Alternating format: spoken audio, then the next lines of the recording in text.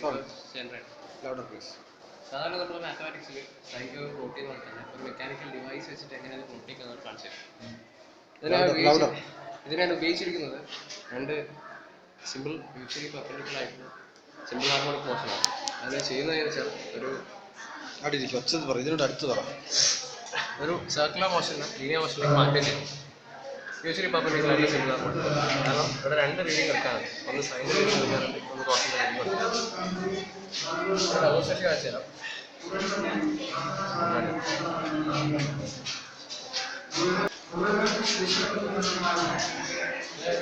ലൈറ്റിൻ്റെ ബോഡിയാണ് അതിനുള്ളിൽ സ്പ്രിങ് അറ്റാച്ച്ഡ് ആയതുകൊണ്ട് പ്ലാറ്റ്ഫോം മോഷൻ ഉണ്ടാക്കാൻ പറ്റും.